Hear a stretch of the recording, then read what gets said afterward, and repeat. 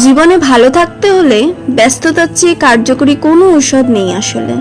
ব্যস্ততাই আমাদের সব কিছু ভুলিয়ে রাখে, সেটা যত বড় আঘাতই হোক না কেন।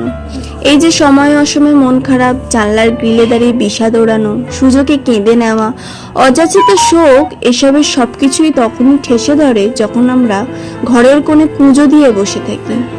করার মতো কিচ্ছু থাকে না স্মৃতির পাতা উল্টানো ছাড়া। আর যখন আমরা পুরনো সেই কালশিটের স্মৃতিগুলো উল্টোতে থাকি, তখনই রাজ্যের সব অসুখ আমাদের পেয়ে বসে। আমরাও মন খারাপই হয়ে যাই, কেঁদে চোখের কোটর ফুলিয়ে ফেলি, বুকের ভেতরে ক্ষতটাকে আরো ক্ষতবিক্ষত করি। আর যখন আমরা পুরোপুরি নিজেকে ব্যস্ততায় তলিয়ে ফেলি, কাজের চাপে হয়ে পড়ি নাজেহাল, তখন আসলে ওই যে কালশিটের স্মৃতিদের আর উল্টানো হয় না, মন খারাপ করার সময়টাও হয়ে ওঠে না। আর রাত্রির বেলা সারাদিন একটার পর একটা কাজ করে গেলে রাত্রিরে পেয়ে বসে ক্লান্তি না, চোখ দুটো ঠেসে ধরে ঘুম। তখন আর রাত জাগার সুযোগটা হয় না, চাইলেও চোখ দুটো খোলা রাখা যায় না কিছুতেই।